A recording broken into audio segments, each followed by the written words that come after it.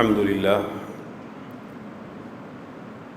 لله نحمده ونستعينه ونستغفره ونؤمن به ونتوكل عليه ونعوذ بالله من شرور أنفسنا ومن سيئات أعمالنا من يهده الله فلا مضل له ومن يضلل فلا هادي له أشهد أن لا إله إلا الله وأشهد أن محمدًا عبده ورسوله أما بعد فإن خير الحديث كتاب الله وخير الهدي هدي محمد صلى الله عليه وسلم وشر الأمور محدثاتها وكل محدثة بدعة وكل بدعة ضلالة وكل ضلالة في النار. أعوذ بالله من الشيطان الرجيم. بسم الله الرحمن الرحيم. قل إن صلاتي ونسكي ومحياي ومماتي لله رب العالمين لا شريك له وبذلك أمرت وأنا أول المسلمين. صدق الله العظيم وصدق نبيه الكريم. اللهم صل على محمد وعلى آل محمد كما صليت على إبراهيم وعلى آل إبراهيم إنك حميد مجيد. اللهم بارك على محمد وعلى آل محمد كما باركت على إبراهيم وعلى آل إبراهيم إنك حميد مجيد. اللهم ربنا آتنا في الدنيا حسنة وفي الآخرة حسنة وقنا عذاب النار. اللهم إنا نسألك الهدى والتقى والعفاف والغنى. اگر اپنا اور اپنے عمل کا نتیجہ جاننا چاہتے ہیں، عمل خواہ بڑا ہے یا چھوٹا ہے، اور اس کا نتیجہ جاننا چاہتے ہیں، تو اتنا بتا دیجئے اس عمل کے پیچھے آپ کا جذبہ کیسا تھا، اس عمل کے پیچھے ارادہ کیسا تھا. اپنے ارادے کا حساب کر لیجئے اور اپنے عمل کی مقبولیت یا رد ہونے کا پتہ لگا لیجئے. جذبے کی سچائی اصل کامیابی ہے. رسول اللہ صلی اللہ علیہ وسلم کے پاس ایک شخص آیا اور آ کے اس نے ایک غیر معمولی اور عجیب سا سوال کیا. کہنے لگا، یا رسول اللہ صلی اللہ علیہ وسلم، ارأیت رجلا غزا یلتمس الاجر والذکر ما له. اے اللہ کے رسول صلی اللہ علیہ وسلم، آپ کا اس شخص کے بارے میں کیا خیال ہے جو جنگ کے لیے نکلا اور اس کی نیت یہ تھی کہ اس کو مال غنیمت بھی ملے اور لوگوں کو اس کی شہ سواری کا، بہادری کا پتہ بھی چلے. ما لہو، اس کو اجر کیا ملے گا؟ رسول اللہ صلی اللہ علیہ وسلم نے فرمایا، لا شیء لہ، اس کے ہاتھ کچھ نہیں آئے گا. اس شخص نے 3 دفعہ کہا کہ وہ جنگ میں شریک ہے. آپ صلی اللہ علیہ وسلم نے تینوں دفعہ کہا اس کو کچھ نہیں ملے گا. رسول اللہ صلی اللہ علیہ وسلم نے 3 دفعہ نہ کرنے کے بعد اس شخص سے کہا، ان اللہ لا يقبل من العمل الا ما كان له خالصا. اللہ تعالیٰ صرف وہی عمل قبول کرتے ہیں جو اس ذات کے لیے، اس کی ذات کے لیے خالص ہو. وابتغى به وجه اللہ، اور اس عمل سے بندے کی اول و آخر مقصود اللہ کی چاہت اور رضامندی ہو. یہ جذبے کی سچائی، خون بہتا رہے تو جذبے کی سچائی اس کے اوپر تصدیق ہوگی اور اس پہ انعام ہوگا۔ خون بھی بہہ جائے لیکن جذبے شہرت کے تھے، جذبے مفادات کے تھے، وہ شہید نہیں ہے، وہ اللہ کے ہاں بھی مردود ہے، اللہ کی رحمت سے محروم ہے۔ یہ جو قرآن کریم میں کچھ آیات کا ایک گلدستہ بنتا ہے، قل انی امرت ان اعبد اللہ مخلصا لہ الدین، مجھے حکم یہ دیا گیا ہے کہ میں اللہ کے لیے عبادت کروں، لیکن کیسے کروں؟ ہم عبادت کے حوالے سے تو متوجہ ہیں یا ہم کسی حد تک احساس کرتے ہیں، لیکن کیسے کرنے کی جو قرآن شرط بتاتا ہے اس کے حوالے سے عموماً نظر انداز کرتے ہیں۔ ان اعبد اللہ، کہ میں اللہ کی بندگی اختیار کروں، کیسے؟ مخلصا لہ الدین، اس اللہ کے لیے اپنے دین کو خالص کرتے ہوئے۔ وہ عبادت کسی مقام پر جا کر ہمارے اجتماعی رویے میں اس میں اپنے فرقے کے لیے اخلاص آ جاتا ہے، للہیت پیچھے رہ جاتی ہے۔ کہیں اپنا نام اور اپنی شہرت کی بات آ جاتی ہے، للہیت پیچھے رہ جاتی ہے۔ کہیں نیکی کا جذبہ صرف اس لیے اٹھتا ہے کہ ہماری تنظیم یا ہمارے مسلک یا ہماری شخصیت اس نے کہا ہے تو یہ نیکی کر لو، اور اگر ہماری تنظیم نہیں کر رہی یا ہمارا نظم نہیں کر رہا تو اس نیکی سے لا تعلق ہو کے بیٹھ جاؤ۔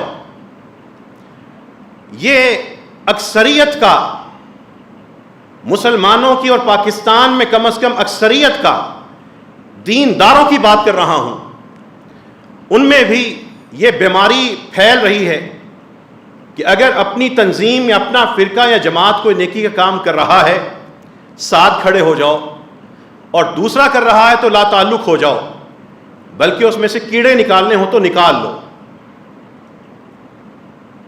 یہ قرآن کریم کے حوالے سے جو گستاخی یا بے ادبی کسی نے کی، اس پہ اپنے ملک کے ریئیکشن کا، رد عمل کا غور کیجیے۔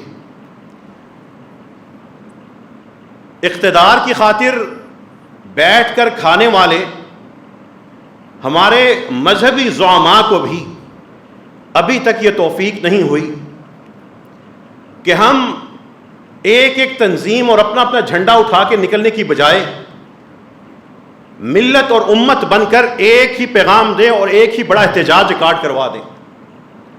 ہر کوئی اپنی جماعت کا سی وی مضبوط کرنے کے لیے اور اپنا ظاہر کرنے کے لیے کہ میرے ساتھ روڈوں پہ اتنے نکلے، وہ اپنی اپنی ٹولیاں لے کے نکل رہے ہیں۔ یہی انتشار اور مسلمانوں کا یہی بکھرنا سبب ہے ان لوگوں کی ہمت کا، اور اسی انتشار سے جب ہم ان کی اس گستاخی کا جواب دیں گے وہ اور شیر ہوں گے۔ ہونا یہ چاہیے تھا کہ ادھر یہ واقعہ ہوا ہے، ادھر ملین مارچ کرنے والے، سڑکوں پہ کودنے والے، وہ سارے کے سارے برادران اسلام اکٹھے ہو جاتے اور بتا دیتے کہ تم نے ہماری مشترکہ کتاب کی توہین کی ہے، اس کی تو نہیں کر سکتے، لیکن ہمارے جذبات کو تم نے ٹھیس پہنچائی ہے۔ جذبوں کی سچائی میں تنظیمیں آ چکی، جذبوں کی سچائی میں ہمارے فرقے رکاوٹ بن چکے۔ ہم نیکی کے جس مقصد پہ ایک اکٹھا ہو کے ایک تنظیم بنتی ہے اور بننی چاہیے، وہ نیکی کے مقصد کی بجائے ہم اپنی نیکی کو اسی تک محدود کر چکے۔ مخلصا لہ الدین، وہ دین کے لیے اخلاص کہاں ہے؟ ان صلاتی و نسکی و محیای و مماتی للہ، یہ نمازیں، یہ قربانیاں، یہ صدقے، یہ خیرات اپنے مسلک کے ساتھ کیسے جڑ گئے؟ للہیت کہاں گئی؟ للہ رب العالمین للہیت ہو تو پھر انسان ان تنگ نظری کا شکار نہیں ہوتا۔ ومن احسن دینا ممن اسلم وجہہ للہ، اگر جذبوں میں یہ سچائی ہو کہ میری نماز، میری قربانی صرف دو چیزیں نہیں بلکہ محیایا، زندگی میں زندگی گزارنے کے جتنے بھی مرحلے آئیں گے، وہ مماتی، اور موت کی طرف بڑھنے کے جتنے بھی مرحلے آئیں گے، للہ، اس میں اللہ کے لیے غالب رنگ ہوگا، واحد رنگ ہوگا، اس کے ساتھ کوئی شریک نہیں ہوگا. لا شریک لہ، اس میں کوئی تنظیم، کوئی امام، کوئی مسلک، کوئی خطیب، کوئی رشتہ وہ اس میں شریک نہیں ہوگا. نیکی کروں گا، نیکی کی راستے پہ چلوں گا، اللہ کے لیے چلوں گا. اور واتبع ملت ابراہیم حنیفہ، اور ابراہیم علیہ السلام کے دین کی یکسو ہو کے پیروکاری کروں گا. وہ انسان کا جذبہ اس سیرت میں نظر آتا ہے. وہ اپنی ہی امت میں سے پہلے ایک مسلک کو چن کے باقیوں کو الگ کیا، پھر اپنی مسلک میں سے جو 5-6 بڑی جماعتیں ہیں ان میں سے 5 کو الگ کر کے ایک کو لیا، اور پھر اپنی ہی اس جماعت میں سے بہت سی شخصیات کو الگ کر کے ایک کو لے کے اس کے پیچھے چل پڑا. یہ ہمارے بے دین لوگوں کا شکوہ نہیں ہے، یہ دینداروں کی کہانی بیان کر رہا ہوں. ان دینداروں کی جو صفوں کو سجاتے ہیں، مسجدوں کو بھرتے ہیں، لیکن للہیت کا یہ مقام ہے کہ اپنے سے تھوڑے سے معمولی سے چھوٹے سے فرق والے مسلمان بھائی کو محبت کی نگاہ سے نہیں دیکھتے، اس کے ایمان ہی کو شک کی نگاہ سے دیکھتے ہیں. یہ للہیت اعبدہ، میں عبادت کروں لیکن مخلصا لہ الدین، عبادت پہ زور ہے، مخلصا لہ الدین کو بھولے ہوئے ہیں. یہ مخلصا لہ الدین کتنا بڑا انسان کو درجہ دیتا ہے. جب انسان اخلاص کے درجے میں داخل ہو جائے تو ایمان اور مومن کا درجہ ملتا ہے. اور مومن کے لیے جو انعامات ہیں ان میں سے ایک انعام ہی آپ کے سامنے رکھتا ہوں. قیامت کی دہشت، وہ ہولناک منظر، وہ تباہیاں، وہ پسینے، وہ گھبراہٹیں، وہ ساری ایک طرف. رسول اللہ صلی اللہ علیہ وسلم فرماتے ہیں یوم القیامت علی المؤمنین کقدر ما بین الظہر والعصر. یہ قیامت کا دن اہل ایمان پر بس اتنا سا لمبا ہوگا جتنا ظہر سے عصر کے درمیان کا وقفہ ہوتا ہے. یہ اتنا سا ایک وقت اہل ایمان پہ آنا ہے. لوگوں کے لیے 50,000 سنہ، 50 ہزار سال، اور کہیں 1000 سنہ، ایک دن 1000 سال کے برابر. اور مومن کے لیے بس اتنا ہی کہ ظہر پڑھ کے نکلے تو عصر کی نماز ہوئی. یہ انسان اپنے نیک اعمال کو جب تباہ کرتا ہے، اس کی ایک بڑی وجہ وہ کسی درخت کو جا کے پوچھ کر، کسی بت کو جا کے عبادت کر کے نہیں کرتا. مسلمان کے عمل کو خطرہ ہوتا ہے اس کے جذبے کی سچائی سے، اس کے ارادے کی ملاوٹ سے، اس کی نیت کی محدودیت سے. اور اللہ تعالیٰ فرماتے ہیں کہ میں جتنے بھی دنیا میں شریک ہیں ان میں تمام شریکوں سے سب سے زیادہ بڑھ کے اپنے ساتھ کسی قسم کی شرکت سے بے نیاز ہوں. یہ شرکت جھوٹے خدا کی ہو، یا چھوٹی سی تنظیم کی ہو، یا اپنے خود من گھڑت قسم کے مسلک کی ہو. یہ مسلک کی بنیاد پہ محبت کرنا، مسلکوں کی بنیاد پر یہ صدقے خرچ کرنا اور لوگوں میں بانٹنا، یہ بھی بندوں کو اسی طرف لے کے جاتی ہے. قرآن و سنت کے مطابق صحیح چلنے والے افراد سے محبت فطری تقاضا ہے اور فرض ہے. لیکن کمزور مسلمانوں سے نفرت شروع کر دینا، ان کو محبت سے محروم کر دینا اور ان کو دائرہ اسلام و ایمان سے خارج سمجھنا، یہ بھی وہی بیماری ہے جو ہمیں مسلکوں کی محبت کی وجہ سے لگتی ہے.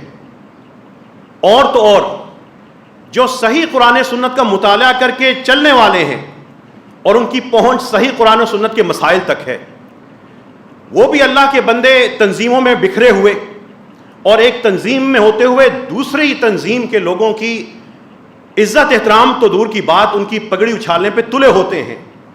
اس لیے کہ للہیت نہیں ہے. للہیت ہوتی تو احساس ہوتا یہ عالم دین یہ بھی قرآن کا پیغام سناتا ہے، یہ بھی سناتا ہے. میری تنظیم کا جو نظم چند لیڈروں کی اور چند بڑے بڑے لوگوں کی ایک قیادت کے چکر میں ہم بکھرے ہوئے ہیں. ہم ایک ہیں, ہم دو نہیں ہیں, لیکن للہیت نہیں ہے. وہاں پہ یہی سمجھا ہے کہ 73 فرقہ میری یہ تنظیم ہے اور 72 فرقے یہ باقی سارے کے سارے کھڑے ہیں. یہ منہ سے بولے نہ بولیں, لیکن پاکستان میں اکثریت اسلام پسندوں کی اسی بیماری کا شکار ہے. ایک گروہ کا ایک بیماری کو جان کر اس کے صدِ باب کے لیے کوشش کرنا اور ایک پلیٹ فارم, ایک تنظیم, جماعت یا تنظیم یا NGO بنا لینا, یہ بذات خود برا عمل نہیں ہے. یہ ایک فطری عمل ہے, ایسے ہی کام ہوا کرتے ہیں. کوئی بیماریوں کے خلاف لڑتا ہے, کوئی اخلاقی بیماریوں کے خلاف لڑتا ہے, کوئی غربت کو مٹاتا ہے, کوئی مریضوں کو سنبھالتا ہے, کوئی اندھوں کا علاج کرواتا ہے, کوئی کینسر کے خلاف ہے. لیکن اگر اپنے آپ کو اس تنظیم کو ہی ہدایت یافتہ اور اللہ کا خاص گروہ سمجھ لے اور دوسروں کی مذمت یا دوسروں سے عدم تعاون شروع کر دے, وہ ان صلاتی و نسکی و محیای و مماتی للہ, وہ للہیت کی بجائے تنظیمیت کا شکار ہے, حزبیت کا شکار ہے. وہ کتنا ہی بہتر اس کا عمل کیوں نہ ہو, لیکن اس کے ارادوں میں کھوٹ آ چکا, اور جب نیتوں میں اور جذبوں میں کھوٹ آئے تو انجام کیا ہے؟ حافظ قرآن کو قیامت کے دن لایا جائے گا, مجاہد کو لایا جائے گا, عالم کو لایا جائے گا, اللہ کی راہ میں خرچ کرنے والے کو لایا جائے گا.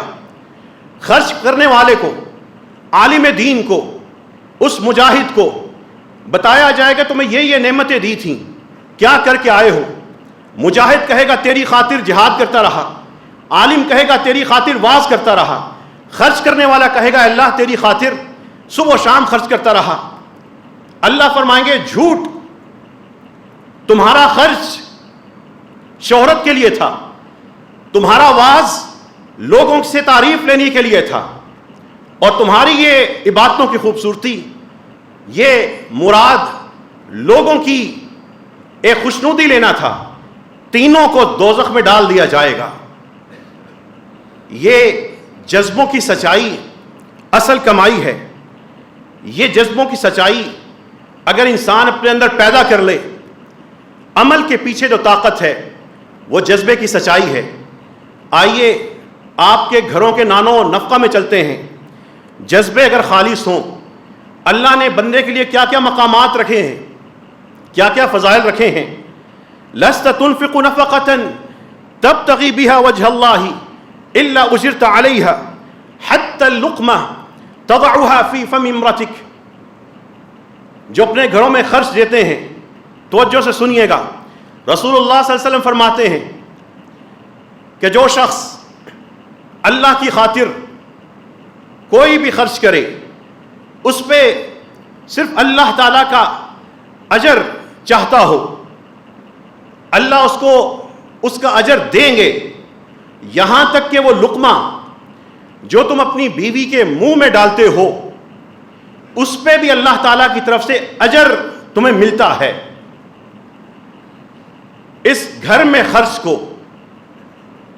خاندان پہ خرچ نہ سمجھیے, اور وہ بطور خاص وہ تنگ ذہن کی ساس جو اپنے بیٹوں کی کمائی جب بیویوں پہ خرچ ہوتے دیکھتی ہیں, وہ کوئی حساب کرتی ہیں, وہ یہ نہ سمجھے کہ وہ بیوی پہ خرچ ہو رہا ہے, وہ شوہر یہ نہ سمجھے کہ یہ میرے پہ بوجھ ہے, وہ تو اللہ تعالیٰ کے ہاں اس کا اجر مل رہا ہے. اور وہ چھوٹے دل والی بہو جو اپنے شوہر کی کمائی جب اس کے بہن بھائیوں پہ خرچ ہوتے دیکھتی ہے تو اعتراض اٹھاتی ہے. یہ مردوں کا اپنے خاندانوں اور کنبوں پہ خرچ کرنا جذبہ سچا ہو, آپ کا ادا کردہ بجلی کا بل بھی اللہ کی راہ میں ایک صدقے کی طرح جا رہا ہے.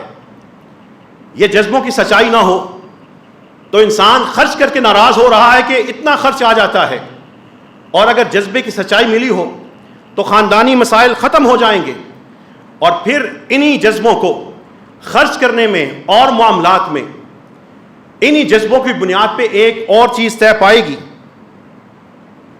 انسان نے ایک عمل کر لیا, ایک عمل کا کم از کم 10 گنا ثواب ہے. زیادہ سے زیادہ 700 اور اس سے بھی بڑھ کے ہے. لیکن اللہ فرماتے ہیں واللہ یضاعف لمن یشاء، اللہ تعالیٰ پھر بندے کے لیے اپنے حساب سے جیسے وہ چاہیں خود بڑھاتے ہیں.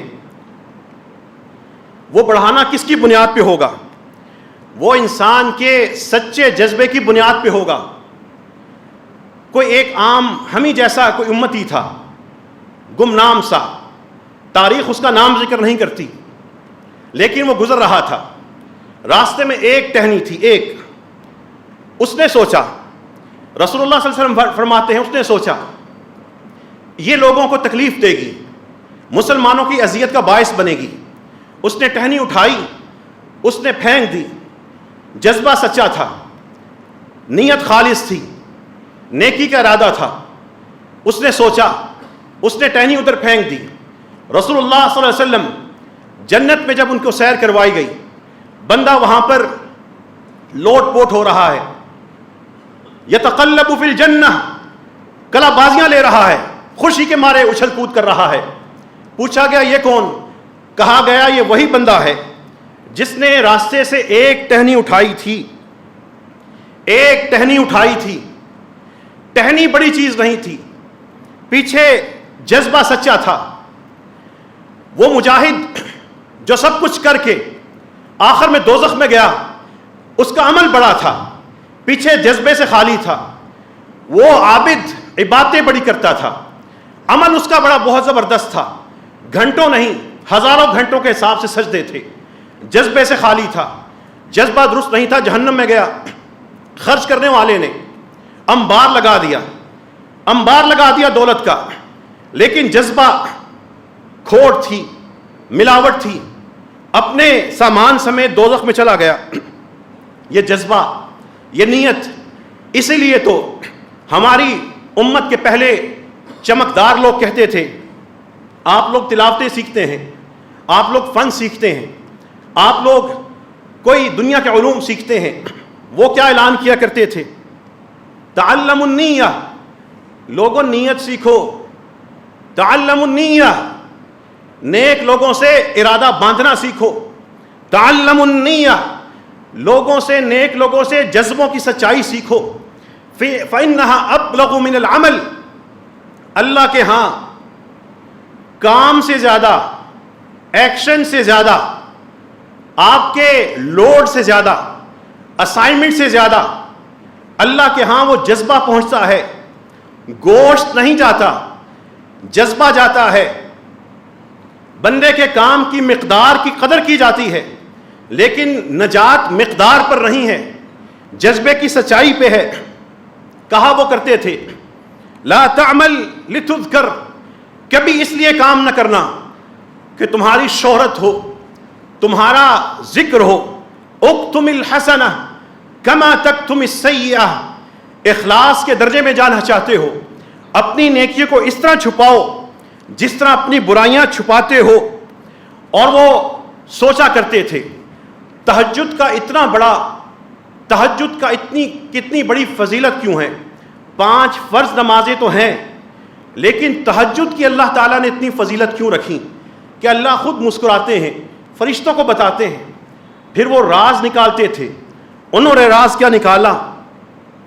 5 نمازوں کی فرضیت اپنی جگہ، ان کو ادا کرنا اپنی جگہ، لیکن تہجد کی نماز میں اصل بات یہ ہے کہ وہ چھپی ہوئی نماز ہے، وہ اندھیروں میں چھپی نماز ہے. دن کی نماز میں انسان کے ذہن میں نہ بھی ہو تو وہ عوام کے سامنے، خلق خدا کے سامنے اس کی عبادت آ جاتی ہے. لیکن تہجد کی نماز ایک ایسی ہوگی جو اس کے بستر، اس کے کمرے یا اس کے گھر کے ایک آدھ فرد سے علاوہ کوئی نہیں جانتا ہوگا. یہ جذبوں کی سچائی، اس کو تنظیموں کی دیمک کھا گئی. پاکستان کا دیندار مسلمان، اس کا مسئلہ یہ نہیں ہے کہ گھروں میں بت بناتا ہے، اس کے عقیدے کا بگاڑ یہ نہیں ہے کہ وہ جا کر کسی جگہ کو اپنا ملجا و ماوا بناتا ہے. اس دیندار کے ہوتے ہوئے فحاشی اس لیے پھیلی، بے روی اس لیے پھیلی، قرآن کو نظر آتش کرنے کی ہمت اس لیے ہوئی کہ وہ للہیت کی بجائے تنظیمیت کو اپنی بنیاد بنا بیٹھا، اپنا عروج بنا بیٹھا، اسی کے لیڈروں کو اسی کے کارکنوں کو عزت دیتے ہوئے باقی مسلمانوں سے کٹ گیا۔ اس کی للہیت، اس کے کانفرنس، اس کا ختم بخاری کا درس، اس کے تراویح کے سارے انتظامات، اس کا صدقوں کی تقسیم، اس کی قربانیاں اپنے مسلک کے دائرے میں آ کے رہ گئیں۔ للہیت ختم ہو گئی، امت ٹوٹ گئی۔ جب امت ٹوٹنی تھی، قرآن کے محافظوں نے کمزور ہونا تھا، تو پھر بدبخت ایک اٹھا، اس نے پوری امت کے سامنے توہین کر ڈالی۔ یہ گستاخیاں قرآن کا کچھ نہیں بگاڑ سکتی۔ قرآن تو ان اوراق میں ہے بھی نہیں، قرآن تو کتابوں میں ہے بھی نہیں، قرآن تو سینوں میں اترا ہے اور سینوں سے ہی چلے جا رہا ہے۔ جس نے ورق پھڑا اس نے اپنی آخرت خراب کی۔ لیکن سوال یہ ہے، کڑوا ہے، سچا سوال ہے، سرعام ہے، کیوں سلفی، حنفی، بریلوی اور شیعہ یہ مل کر احتجاج کے لیے کیوں نہیں نکلے؟ یہ آج بھی جو سیاست کی خاطر ملین مارچ کرتے ہیں، جو قومی اسمبلی میں، سینٹ میں آپس میں بندر بانٹ کر کے سیٹیں لیتے ہیں، خواتین کی سیٹیں بھی لے چکے، یہ بجٹ میں سے اپنا حصہ لیتے ہیں، اوقاف میں سے اپنا حصہ لیتے ہیں، ان کو یہ توفیق کیوں نہیں ہے؟ اتنا بڑا واقعہ ہوا اور اپنی اپنی تنظیم کا چھوٹا چھوٹا پرچم اور جھنڈیاں اٹھا کے احتجاج کرتے پھر رہے ہیں۔ یہ اگر سیاست کے لیے اکٹھے ہو سکتے ہیں، کسی ایک شخص کو اتارنے یا لانے کے لیے اکٹھے ہو سکتے ہیں، یہ قرآن کے لیے اکٹھے کیوں نہیں ہیں؟ یہ سوال مسجد رحمت للعالمین کا ہے، اس کے نمازیوں کا ہے، کیوں آج بھی بٹے نظر آ رہے ہیں؟ اس کے بعد بھی کوئی مزید کسر باقی رہ گئی ہے کہ ہم متحد نہ ہوں؟ ایسی جو بھی تنظیم جو صرف اپنا جھنڈا نکال کر، اپنا جھنڈا لہرا کر اس معاملے پہ احتجاج کر رہی ہے، وہ اس کافر کو، اس زندیق کو تو پیغام نہیں دے رہی، مسلمانوں کو یہ پیغام دے رہی ہے، یہ ہماری تنظیم کا احتجاج ہے، ہماری تنظیم کے احتجاج میں تم نہ آنا، ہم بکھرے ہیں۔ اصل پیغام یہی جاتا ہے۔ یہ سٹیج لگے گا، ہزاروں لوگ نکلیں گے، تصویر میرے لیڈر کی چھپے گی، میری تنظیم کا پرچار ہوگا، اور اس کے بعد ہم کہیں گے دیکھو ہم نے کتنا بڑا جلوس کیا، ہم نے کتنا بڑا مظاہرہ کیا، اور پھر ہم اس کو اپنی سیاست اور انتخابات کی تیاری کے لیے استعمال کریں گے۔ اس سے زیادہ ایجنڈا نہیں ہے۔ یہ بند ہونا چاہیے سلسلہ۔ یہ رسول اللہ صلی اللہ علیہ وسلم کی امت کو، حاملین قرآن کو، محافظین قرآن کو اکٹھا ہو کر ایک آواز بن کر، ایک امت بن کر نکلنا ہوگا۔ کراچی ہے یا اسلام آباد، اب بھرے نہ ملین مارچ والے، اب بھرے نہ وہ بڑی بڑی قیادتیں جو کراچی سے چلتے تھے سیاست کی خاطر پورے ملک کے روڈوں پہ پھرتے تھے، اب نکلے نہ وہ سیاسی لیڈر جو بڑی بڑی تقریریں کرتے تھے۔ وہ کوئی سیاسی لیڈر، آخر وہ بھی تو مسلمان ہیں، کیوں پاکستان مسلم لیگ نون، پاکستان پیپلز پارٹی اور پاکستان تحریک انصاف، ان جماعتوں کی طرف سے، سیاسی جماعتوں کی طرف سے تحریک کا یا احتجاج کا اعلان کیوں نہیں ہوتا؟ اس لیے نہیں ہوتا کہ ان کھوکھلے لیڈروں پر یہ کل کو ان کے سی وی میں لکھ دیا جائے گا کہ یہ مذہب کی حمایت کرنے کے مجرم ہیں، اور پھر جہاں پہ جا کے انہوں نے اپنے آقاؤں کو راضی کرنا ہوتا ہے وہ آقا ان کو معاف نہیں کریں گے۔ ایک طرف مذہبی جماعتوں سے شکوہ ہے، دوسری طرف سیاسی جماعتیں، مسلمان ہیں، ہمارے بھائی ہیں، ہمارے ہی درمیان اٹھتے بیٹھتے ہیں، وہ کہاں گئے، وہ کہاں کھپے ہوئے ہیں، وہ کہاں گم ہیں، کیوں نہیں بولتے؟ اس پہ اجلاس کیوں نہیں کرتے؟ اس پہ سر عام کوئی ایک اجتماعی طور پر اکٹھے ہو کر سارے پرچم اٹھا کر اظہار کیوں نہیں کرتے؟ اللہ سے دعا کیجئے اللہ ہم سب کو للہیت عطا فرما۔ اے رب کریم جذبوں میں للہیت عطا فرما۔ اے اللہ کہیں ہم للہیت سے پھسل جائیں، اے اللہ ہمیں ثابت قدمی نصیب فرما دے۔ اے رب کریم ہمیں مخلصین لہ الدین بننے کی توفیق عطا فرما۔ اے اللہ ہمیں ان تنظیموں سے، ان مسئلہ حفاظت کا ذمہ تو آپ نے کیا ہے، لیکن اے اللہ قرآن کا دفاع کرنے کی کوشش، صحیح کوشش کرنے کی توفیق ہمیں بھی عطا فرما۔ اے اللہ ہم سب کے دلوں کو جوڑ دے۔ اے اللہ ہم سب کے دلوں میں محبت پیدا فرما دے، اے رب کریم ہم سب کو رحمت للعالمین کی امت بنا دے، رب العالمین کے بندے بنا دے۔ اے اللہ جو ہم تنظیموں کے بندے ہیں، مسلکوں کے بندے ہیں، چھوٹے چھوٹے اپنی حیثیت بنا کے بیٹھے ہیں، یا اللہ ہمیں اپنے عروج کے دور کا مسلمان اور مومن بنا دے۔ اے اللہ ہمیں صحیح جرت مند قیادت نصیب فرما، اے اللہ ہمیں جرت مند امتی نصیب فرما۔ اے اللہ ہم سب کو جتنے بھی فتنے ہیں اسے بچا لے، ریاکاری کے فتنے سے بچا۔ رب کریم ہم سب کی عبادتوں میں اخلاص پیدا فرما دے۔ وآخر دعوانا ان الحمد للہ رب العالمین۔ الحمد للہ رب العالمین، الحمد للہ حمدا کثیرا طیبا مبارکا فیہ، اللہم صل علی نبینا محمد وعلی آل محمد كما صليت على إبراهيم وعلى آل إبراهيم إنك حميد مجيد، اللهم بارك على محمد وعلى آل محمد كما باركت على إبراهيم وعلى آل إبراهيم إنك حميد مجيد۔ اپنی نظریں ہمیشہ بلند مقاصد پہ رکھیں اور نیکی کے کام پہ جب چلیں تو اپنے زمانے کے لوگوں کو نہ دیکھیں کہ وہ نیکی کیسے کرتے ہیں۔ کبھی یہ نہ سوچئے کہ معاشرے میں نیکی کا چلن تو اس طرح ہے، بلکہ نگاہیں نیکی کرنے والوں کی، ان کا ہدف، ان کی حد انبیاء کرام ہیں، نیک لوگ ہیں۔ قرآن کہتا ہے اولئک الذین ھدی اللہ، یہ انبیاء ہی ہیں اور یہ نیک لوگ ہیں جن کو اللہ نے ہدایت نصیب کی ہوئی ہے۔ فبہداہ مقتدہ، انہی کے راستوں پہ، انہی کے دستور پہ چلنے کی کوشش کرو۔ یہ نیکیوں کے لیے بڑھنا، بے لوث ہو کے بڑھنا، اپنی ذات کو فنا کر کے بڑھنا، شہرت کے عارضی سے اور لوگوں کی تعریف کے ایک عارضی سے اس پھل کو ایک طرف رکھ کے بس نیکی کی طرف قدم اٹھائے چلے جانا، قبر کی طرف اس طرح بڑھنا کہ اپنے جسم کو نیکی میں تھکا دینا، اللہ تعالیٰ کے لیے اس طرح سر بسجود ہونا کہ بندہ ہو اور رب ہو اور کوئی ذات نہ ہو، نیکیاں اس طرح کرنا کہ حساب نہ ہو، بانٹنا اس طرح کہ ختم ہونے کا خدشہ نہ ہو، اور چلے اس طرح جانا کہ کسی کے ساتھ چھٹنے کا کوئی ڈر نہ ہو، بلکہ یہ پتہ ہو الیس اللہ بکاف عبدہ، اللہ ہی اپنے بندے کے لیے کافی نہیں ہے۔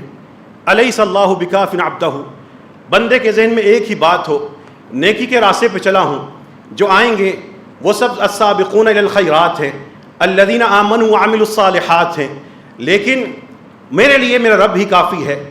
الیس اللہ بکاف عبدہ، میرے لیے اللہ کی رضامندی ہی میرا ہدف ہے، مقصود ہے، منزل ہے، ادھر ہی پہنچنا ہے۔ جب انسان کے ذہن کے اندر یہ آیتیں اپنا مقام بنا لیں، اس کو گھیر لیں، تو پھر صحابہ کرام رضوان اللہ علیہم اجمعین لوگوں کی زندگی کو دیکھ کر وہ ہمیں بڑے بڑے کام کی خبریں بتا کے گئے ہیں۔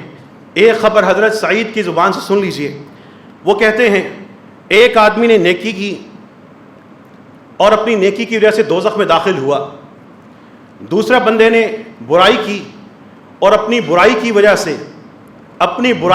سے وہ جنت میں داخل ہوا۔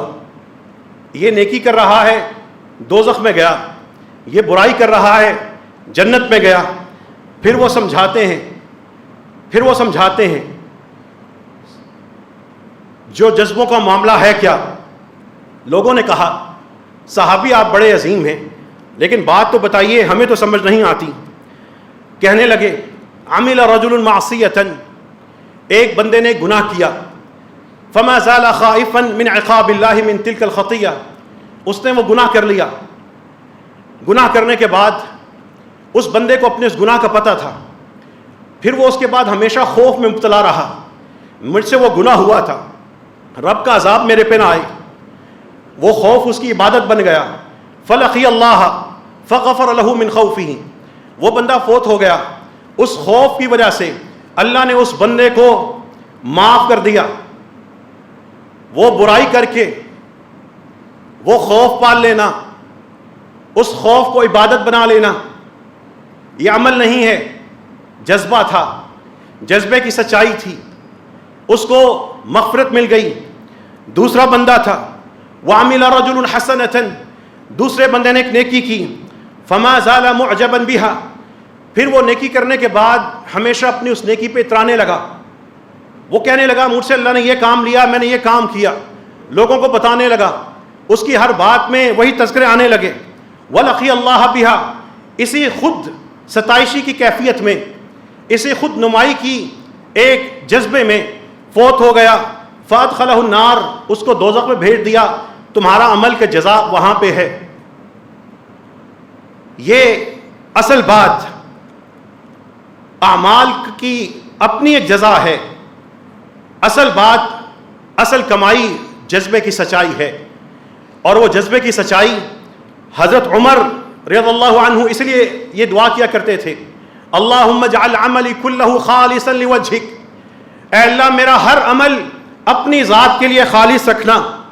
اور رسول اللہ صلی اللہ علیہ وسلم نے جو دعا سکھائی ہے، جب کسی شخص کے پاس کوئی آ کے تعریف کرے اور کہے تم نے بڑا شاندار کام کیا، تو اس وقت ایک بڑی پیاری دعا ہے۔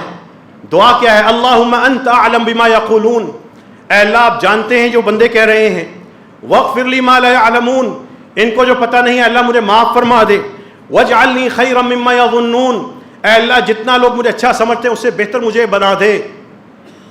انسان کی حقیقت، انسان کی پناہ اور انسان کی دعا ان تین جملوں میں ہے، اللہم انت اعلم بما یقولون، واغفر لی ما لا یعلمون، واجعلنی خیرا مما یظنون۔